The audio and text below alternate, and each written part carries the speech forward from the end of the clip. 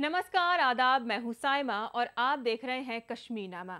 कहीं झमाझम बारिश तो कहीं मॉनसून का धोखा, लेकिन रियासत जम्मू कश्मीर में धान की फसल की तैयारी जोरों पर है। बासमती का कटोरा के नाम से मशहूर RS पोरा में पहली बार ऑर्गेनिक बासमती की खेती हो रही है। किसानों को कहा गया है कि वो ऑर्गेनिक बासमती की पैदावार करेंगे तो उनकी फसल का एक्सपोर्ट हो सकता है। किसान अपनी फसल की अच्छी कीमत चाहते हैं, लेकिन अक्सर उनकी पैदावार की कमाई को कोई और ले जाता है। ऑर्गेनिक फसल लगाने में किसानों के खर्च बढ़ गए हैं, लेकिन कीमत वापस होने की कोई गारंटी नहीं है। धान की फसल की तैयारी के बीच RS पुरा के इन लहलहाते खेतों को देखकर आप जरूर हैरान होंगे, लेकिन हम ये बताते चलें कि ये बासमती की फसल उगाने का एक अमल है।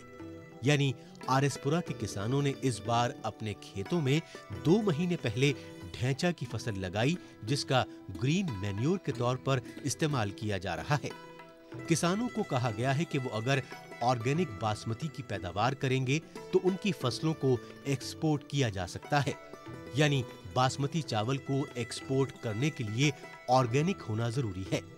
सरकार की तरफ से काश्तकारों को ढैंचा के बीज के साथ साथ बासमती के भी बीज दिए गए, लेकिन सवाल अपनी जगह दुरुस्त है कि अपनी फसलों की मुनासिब कीमत पाने की उम्मीद लगाए काश्तकार क्या इस ऑर्गेनिक बासमती से अपना ख्वाब पूरा कर पाएंगे? हमने एक सेमिनार भी अटेंड किया था, वहाँ पर बाहर के कुछ लोग भी आए थे, व्यापारी। जहाँ हमारी जो पैडी है, जो देसी बासमती है, इसको ये बेचते हैं फॉरेन कंट्री में। तो उसमें उन्होंने बताया था कि अगर ऑर्गेनिक तरीके से की जाए तो फिर वहाँ पास होती है, ऐसे पास नहीं होती। ऑर्गेनिक मैटर कम होने की वजह से इसकी खुशबू जो दिन ब दिन कम होती जा रही है, तो उसमें ये आया था कि हम अगर इसको ग्रीन मैन्योरिंग करके ऑर्गेनिक मैटर को प्रॉपर इसमें लाया जाए तो उससे जो हमारी खुशबू को बरकरार रखें। किसानों को पूरे तौर पे जैविक खेती के लिए तैयार करने के लिए उनको पूर्ण प्रशिक्षण दिया जाए, फसल के लिए पूरा पानी दिया जाए, खाद और बीज वक्त पे दिए जाए, और ये सुनिश्चित किया जाए कि जो लोग अपने निजी तौर पे पंप सेट लगाना चाहते हैं उनको रियायत दी जाए, जहाँ आसान किस्तों पे उनको कर्जा उपलब्ध कराया जाए, ताकि खेती बाड़ी का जो धंधा है अच्छे से चल पाए। मॉनसून के मस्त सीजन में इस बारिश से किसानों की पूरी उम्मीद बंधी रहती है। धान की फसल के लिए मॉनसून की पूरी बारिश जरूरी है, लेकिन जहां इस बार बारिश ही 30 से 40% कम दर्ज की गई हो, वहां फसलों की पैदावार के बारे में अंदाजा लगाया जा सकता है। RS पुरा में तकरीबन 38,000 हेक्टेयर जमीन पर बासमती की खेती होती है। यानी बासमती के कटोरे के नाम से मशहूर इस इलाके में पानी की किल्लत ने काश्तकारों को पसुपेश में डाल दिया है। नहरों से पानी की सप्लाई बंद है तो बिजली की लोड शेडिंग किसानों के जोश को फीका कर रही है। RS पुरा की बासमती की खेती में दूसरी रियासतों के मजदूरों का अहम योगदान होता है, लेकिन दूसरी रियासतों से मजदूरों की आमद में इस दौर में भारी कमी सामने आई है। यानी काश्तकारों के सामने मुश्किलों का भंवर लगा हुआ है, लेकिन हुकूमत काश्तकारों को ऑर्गेनिक बासमती की पैदावार के लिए तरगीब दे रही है। हमने 1.5-2 महीने जो पावर है वो 18 घंटे से 20 घंटे वो किसानों को दी जाए। हमारी बेशक गांव की बिजली काट लो, नो प्रॉब्लम, तो किसान भी बच सकता है, सरकार भी बच सकती है और हम खुशहाल भी हो सकते हैं। लिहाजा बिजली का जो कट है वो 10-12 घंटे कट चलता है, उससे किसान अगर 2 कनाल की सिंचाई होती है तो वो फिर पीछे आता है। पानी की कमी है यहाँ बहुत ज्यादा। ये देखो आपके पीछे नहर है रणवीर केनाल, और आगे पीछे आपके बम्बियां लगी हुई हैं। नहर भी बंद है, बिजली भी बंद है, दोनों छुट्टी।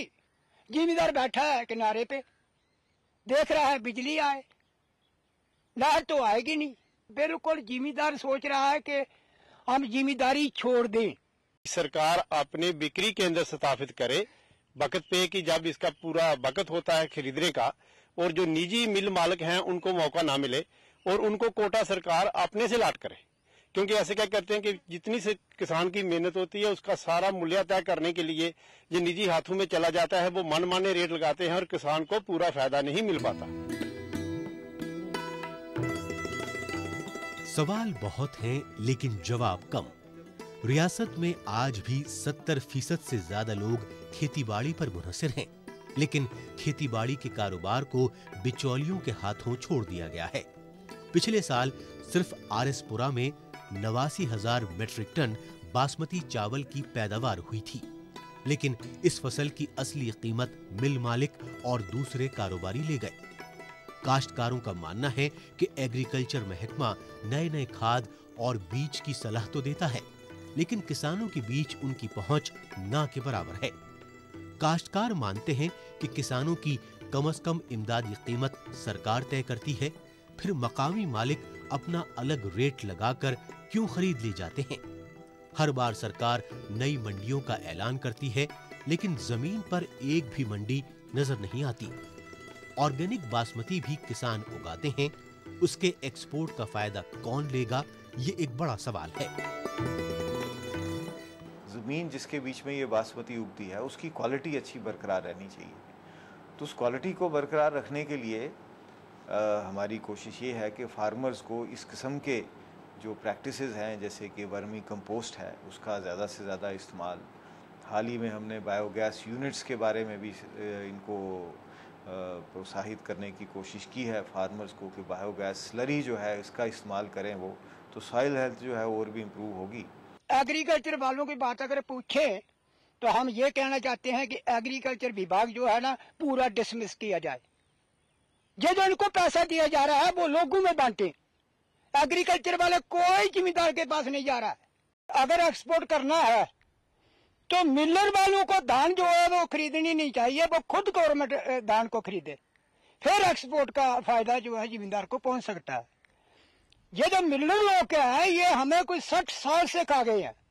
हमारी पूरी 1-2 पीढ़ी जो है जनरेशन पूरी खा गई है, इनकी मेहनत खा गए हैं। आगे क्या देंगे ये? जो एक्सपोर्ट जोन की फैसिलिटी है वो हमारे आरएसपुरा बासमती गोबर को मिले। नंबर 4, जो हमारा सैंपल बार सरकार ने भेजा था वो चावल जो है वो पास ओके हो गया है, लेकिन ऊपर जो ग्रिफ है वो मिडिल मैन का है। किसान इतना अवेयर नहीं है, मंडियों की कमी है। कागजों में मंडियां बन चुकी हैं लेकिन प्रैक्टिकल फील्ड में मंडियां नहीं है। सरकार किसान को बोनस दे, कम से कम 500 से 1000 रुपया क्विंटल सरकार बोनस दे। Under food security mission prime minister साहब जम्मू आए थे, उन्होंने भी अनाउंस किया था, तो हमारे से इन्होंने एस्टीमेट मांगा 2400 कुछ रुपए कनाल किसान का खर्चा पैडी का आता है बासमती लगाने का। इसमें 50% हमारी डिमांड थी कि सरकार बोनस की शक्ल में सपोर्ट करे। रियासती हुकूमत के पास आज किसानों और खेतीबाड़ी के लिए दर्जनों स्कीमें हैं, लेकिन ये तमाम मंसूबे खेतीबाड़ी की पगडंडियों पर जाने की बजाय मिल मालिक और कारोबारियों के दरवाजे कैसे पहुंच गईं, ये एक बड़ा सवाल है। आरएसपुरा के किसान मानते हैं कि उनके इलाके में मिल मालिकों को पहले सरकार कोटे के हिसाब से बासमती मुहैया कराती थी। आज मिल मालिक और कारोबारी किसानों से सीधे फसल खरीद रहे हैं। हालत ये है कि मेहनत और पूंजी लगाने वाले किसान दिनों दिन कंगाल हो रहे हैं और बिचौलिए मालामाल। आरएसपुरा के काश्तकार मानते हैं कि खेतीबाड़ी आज उनकी मजबूरी है। कोई भी किसान आज फायदे के लिए बासमती नहीं उगा रहा है, लेकिन ताज्जुब की बात यह है कि हुकूमत बासमती में फ्लेवर बढ़ाने के लिए संजीदा है, लेकिन इस बासमती को उगाने वालों की जिंदगी में भी कभी फ्लेवर हो, इसकी फिक्र करने वाला कोई नहीं है।